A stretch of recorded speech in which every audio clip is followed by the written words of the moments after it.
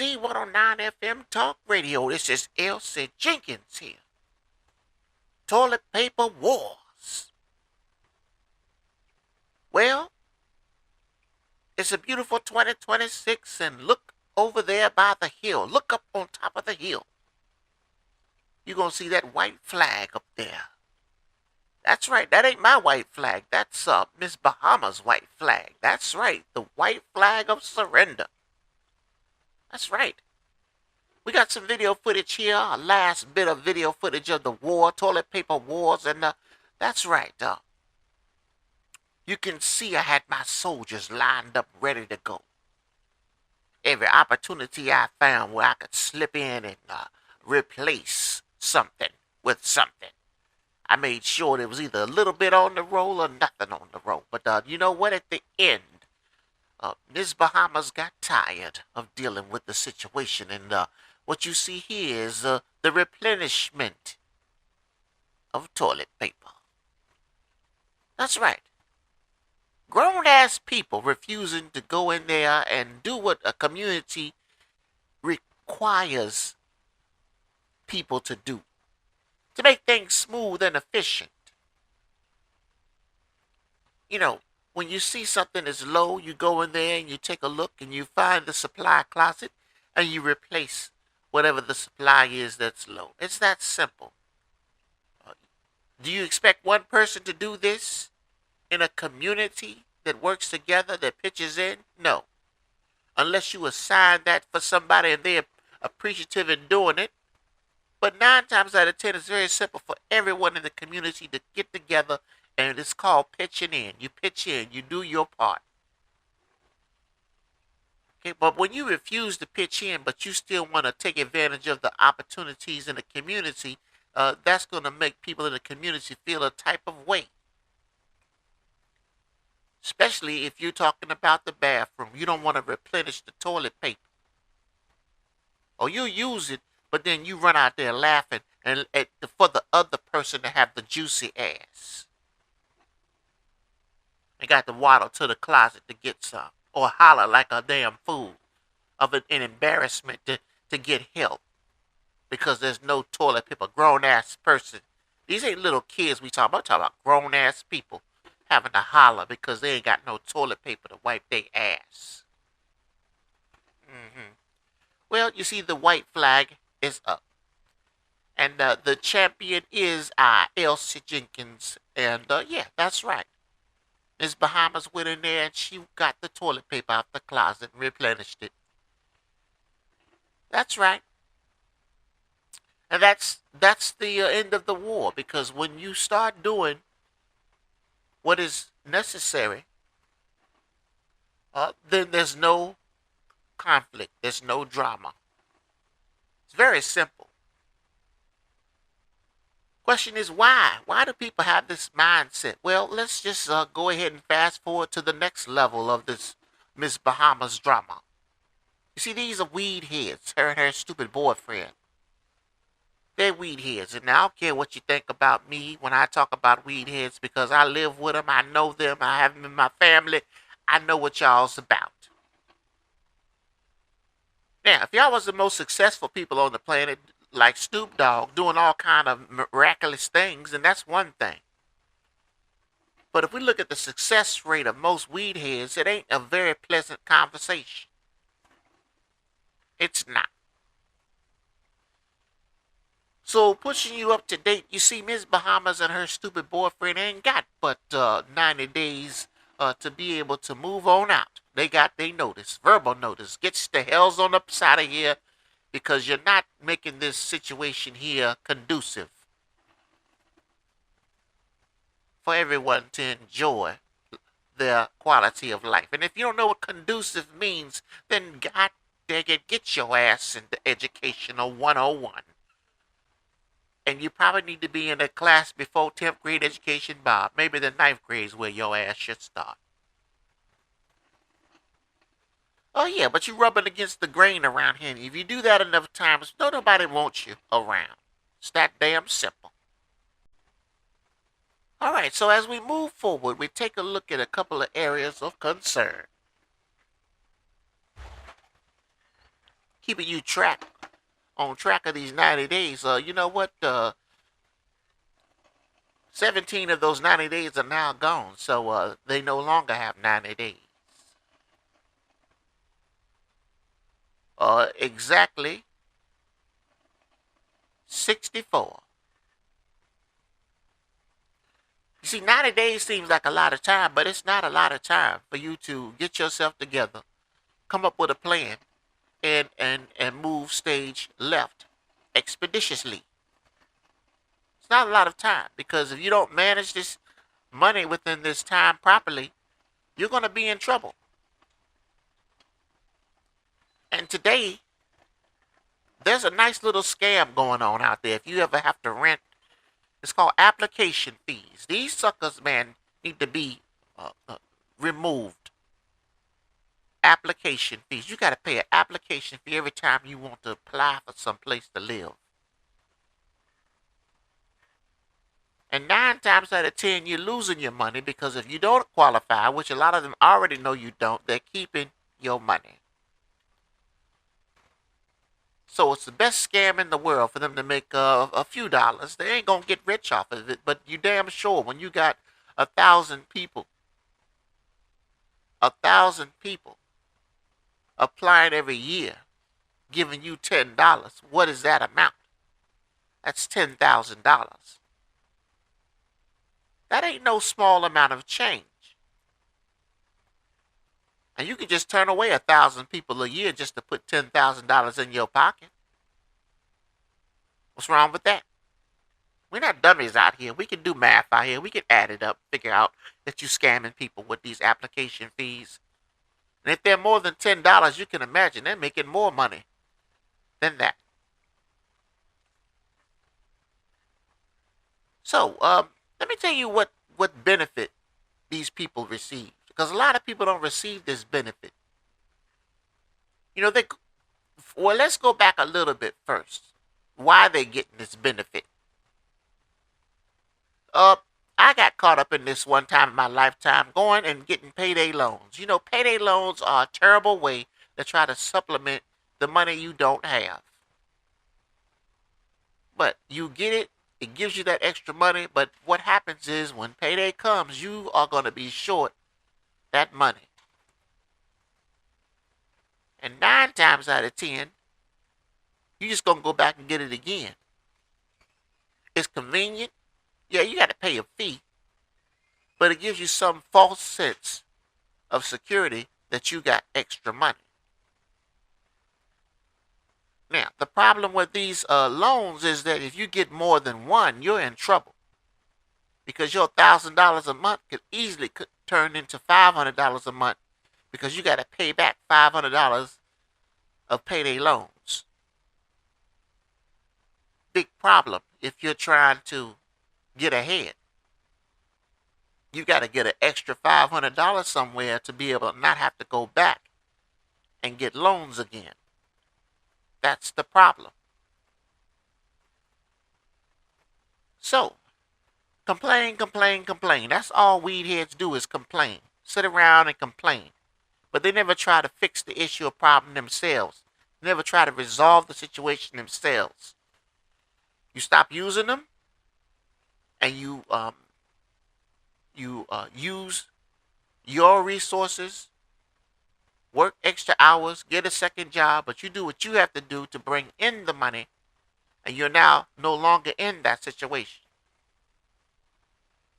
You don't make enough money, you have to go get another job. You have to find another hustle, as the young folks say out here. But getting a loan for it's not the answer. So, the benefit these suckers got, they got 3 months no rent. Now, let me tell you something. If half the black folks on the planet could hear this and know they have an opportunity, 3 months no rent, and you got to go and find yourself someplace. Keep all your money. Except for the electric bill. Because the electric bill is so high right now, we couldn't even give them a pass on the electric bill. That's how high the electric bill is. And you know, it's a shame that the electric companies are robbing people right now. They are the biggest thieves on the planet right now. Average electric bill is plus utilities is $300. Ridiculous. Where are they supposed to get the money from? This $300 you want every month. On top of the expensive rent we have to pay, on top of the expensive cost of everything, there's just a breaking point when it comes to finances. I don't have but so much money. So once you ask for more than what I have, that's it. Somebody ain't getting their share. I don't care how much more you raise the cost of things. If this is all the money I have, somebody's not going to get some money. That's how it works with people that aren't rich. We only have but so much to give you. So in this case, so you got Miss Bahamas and her stupid boyfriend. They are now in day 64. And you can imagine, when you ain't got to pay rent in May. Now, mind you, you paid rent in April. But once you paid that rent in April, which you should have been working in March to get your April rent together. That's the thing that gets me. Some people work on the 1st of April to start getting their rent money for April. Now, how the hell can you get your rent money on time if your payday is on the 7th of April? And when you get paid on 7th of April, do you have the full amount for the rent, or do you have half of the money for the rent? Because now you got a late fee because you ain't on time. Now, you pay the rent by the 15th. You got a notice in your mail about rent being late. It's paid, okay, but the bottom line is that's ass backwards payment system that you have there. You don't pay your rent on the first and the second check in that month. You do it the month prior. So in March, you should be working towards paying your rent on time in April the 1st. Once April the 1st gets here, you should be able to have all your money for your rent. You should be able to pay it on the 1st, 2nd, or 3rd, or the 4th of the month. Once it's paid, you're clear and free to start working on the rent for May. And so on and so forth. Not the other way around. The other way around, you're always going to pay late fees, and some rental places only allow you so many opportunities to keep paying late. They just get rid of your ass and say, you know what, we'll find somebody else that can pay on time. Slumlords, they are flexible. So if you look at it, if you paid your rent in April, you should have half of April. Let's give you half of April. Half of April, all of May, all of June, and all of July to be able to move smoothly into 1st of August when you're supposed to be signing your lease for your new place. That is, if you're managing your money. So the next phase of this Bahamas thing is we're going to just see how the management is going on. And let me tell you something. When you're able to share the expenses with people, you'll see that $4.95, let's just say that's the number. 2 people are paying $4.95 a month for rent. You're not going to go anywhere on the planet and find that unless you find another residence where everyone is sharing the expenses. You're not going to find that today. Now, with your situation, $4.95, and let's just make it an even $500. Seems like a nice amount of money savings, but if you look at the cost of everything today, it's not going to be enough for you to be able to transition out of here smoothly. You're going to have to manage the rest of the money you're saving or have to be able to transition out of here smoothly. And that's the red flag for me. Now, 3 months means you have $1,500. It should be in a jar. Even if you gave it to me, which is what we should have agreed to, you're still going to give it to us, but we're going to put it aside for you because we don't trust you. We don't believe that you're going to manage this properly. So we'll make sure that when July 20th gets here, we're going to hand this over to you. And this will be in regards to whatever else you've saved up between then. Because if you've burnt up all that money and the only thing you have is this $1,500 we saved for you, then let's see, first month's rent, then you've got your deposit for electricity, utilities, moving truck, and that's it. We don't care what else happens after that. $1,500 is not enough money to cover what I just mentioned. It's not enough money.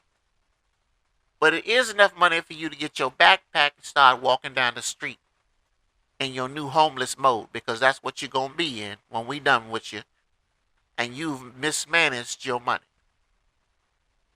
There are no extensions here. We ain't trying to extend nothing. You know what?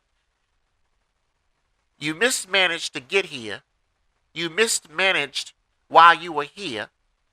And you're mismanaging during your opportunity. And when I say mismanaging, I'm talking about money. And when it's time for you to go, you'll realize that there are no other opportunities here to assist you. And you can deal with this world with the high cost of fuel, the high cost of living expenses on your own terms outside of here. Because here we're going to have some harmony, we're going to have some respect, and we're going to do the best we can to maintain in a community environment where people pitch in to make sure that everything moves smoothly and works smoothly around here. Why? Because that's the way we want the community to work. And things work better when we pitch in and work together than when we work like individuals. ZZ109FM, Elsie Jenkins here. The white flag is up. You can see it. You can see Miss Bahamas with that flag looking crazy, but don't you worry. There's still one last level of drama left, and that's the 64 days that are left for them to move out. 64. Now let me ask y'all out here something real quick. You know, if you got to be moving on out of here, do you still got money for weed? That's my question. Do you still got monies for that?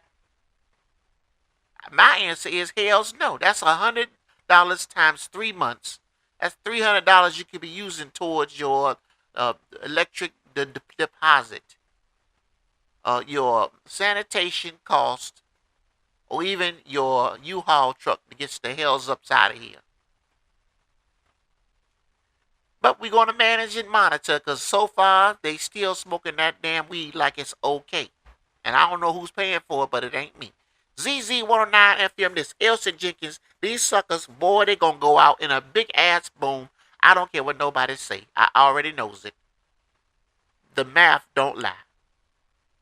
Take care.